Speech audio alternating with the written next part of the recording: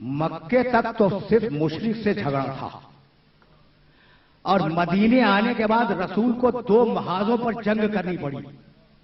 ایک تلوار کا محاذ اور دوسرا آل محمد کے فضائل کا محاذ. یہ جملہ بھی یاد رکھنا کہ پیغمبر کو دو محاذوں پر جنگ کرنی پڑی ہے، آل محمد کی فضیلتوں میں جنگ کرنی پڑی. اب پیغمبر کے زمانے کو چھوڑو، بہت دنوں کی بات ہے، بہت دنوں کی بات ہے، بہت دنوں کی بات ہے. امام 12ویں غائب ہو چکے ہیں اور خلیفہ وقت کے دربار میں بحث ہو رہی ہے کہ مریم افضل ہے یا سیدہ افضل ہے.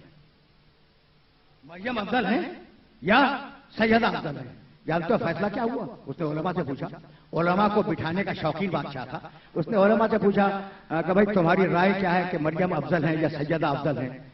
کہا کہ بھائی کچھ سوچنے کی مہلت تو دے. کہا کل بتانا.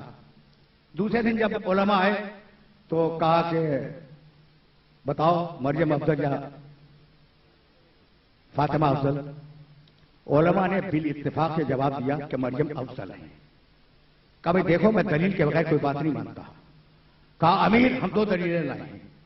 ایک تو یہ کہ قرآن نے مریم کی طہارت کا اعلان کیا ہے، یا مریم ان اللہ اصطفاک وطہرک واصطفاک علی نساء العالمین. مریم اللہ نے تمہیں طاہر کیا ہے، طہرک. ٹھیک. فاطمہ کے لیے کوئی تذکرہ نہیں ہے، اس لیے مریم افضل، نعوذ باللہ فاطمہ کمتر.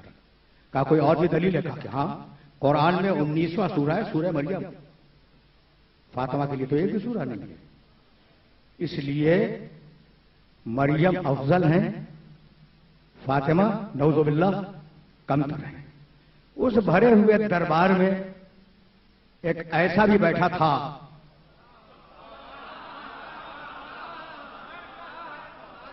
جس نے اس جملے کو برداشت نہیں کیا، اور وہ کھڑا ہو گیا اور کہنے لگا کہ امیر یہ تیرے دسترخوان پر پلنے والے علماء،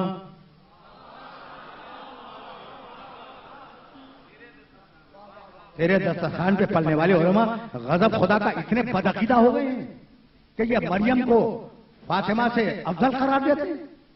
کہا پھر تیرا عقیدہ کیا ہے؟ بھائی پوچھنا تو ہے.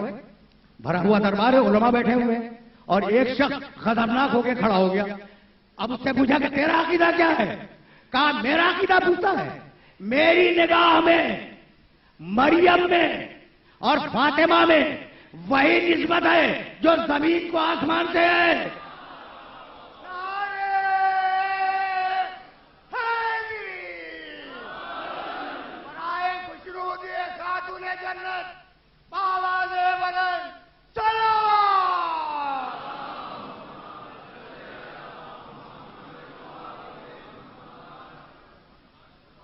خلیفۃ المسلمین نے یہ جملہ سن تو لیا اور علماء کی تھیوریوں پہ بل بھی آتے، لیکن اس نے عدل کا ثبوت کیا. اس وقت تلوار کھینچی اور برہنہ تلوار اپنے سامنے رکھی اور علی کے اس چاہنے والے سے کہنے لگا کہ اگر تو نے اپنے دعوے کو ثابت نہ کیا تو سر دربار تیری گردن اڑا دی جائے گی. دعوے کو ثابت کر. اس نے ایک قدم آگے بڑھایا اور کہا کہ امیر سن، مریم کے لیے ایک مرتبہ لفظ آیا طہرک، اور میری شہزادی کے لیے 2 مرتبہ لفظ آیا یطہرکم تطہیرا.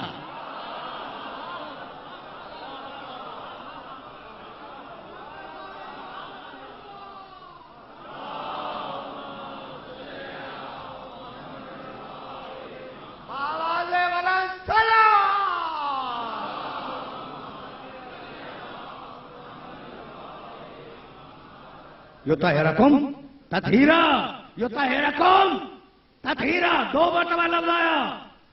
کہا کہ اب تو فیصلہ کر کہ مریم افضل یا سیدہ افضل. ایک جواب. اور امیر مریم کے لیے ایک سورہ آیا، سورہ مریم.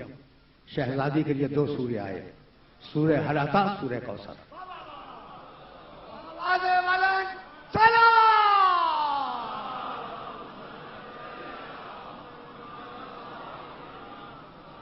وہ اپنے جوش شباب میں ایک قدم آگے بڑھ رہا ہے، اور حاجب دربان اسے چاہتے ہیں کہ اسی مقام پہ روک دیں. خلیفہ وقت نے کہا کہ نہیں، اسے بڑھنے دو. سنے تو کہ یہ کہتا کیا ہے. سنو گے اسے کیا کہا کہ امیر تشفی ہوئی کہ مریم افضل یا فاطمہ افضل؟ تشفی ہوئی؟ اگر تشفی نہ ہوئی ہو تو قرآن سن، مریم پرائیویٹ لائف میں گئی، پرائیویٹ لائف میں پردہ کر لیا اپنے خاندان والوں سے، اور وہاں جبریل نے پہنچ کر پیغام دیا۔ مریم اپنی ذاتی زندگی میں ہے، جہاں ماں بھی نہیں جاتی وہاں ہے، جہاں ماں بھی نہیں جایا کرتی، مریم اس مقام پر ہے، اور اس مقام پر فرشتہ پہنچ گیا، اور فرشتے نے جا کے پیغام دیا۔ سورہ مریم میں واقعہ موجود ہے، یہ مریم ہے، اور اب میری شہزادی اپنے باپ کے ساتھ، اپنے شوہر کے ساتھ، اپنے بیٹوں کے ساتھ چادر کے اندر بیٹھی ہوئی ہے۔ فرشتے کی ہمت نہیں ہے کہ اجازت کے بغیر چلا جائے۔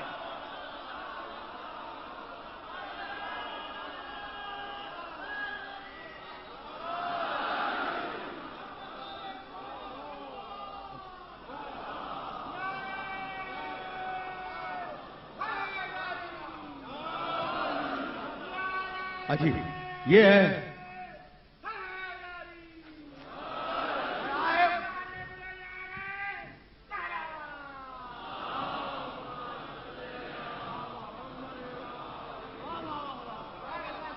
کہا امیر آپ کو سمجھ میں آیا کہ مریم افضل یا فاطمہ افضل؟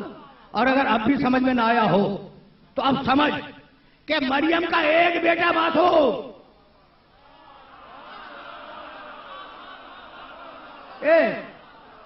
ایک بیٹا معصوم یا معصوموں کی پوری نسل۔ اور اگر اب بھی سمجھ میں نہ آیا ہو تو ایک دلیل اور دے دوں، مریم کے بیٹے کو شہادت نصیب نہیں ہوئی، اس کے بیٹے شہید ہوتے رہے۔ کتنے فرق سنے گا مریم میں اور فاطمہ زہرا میں؟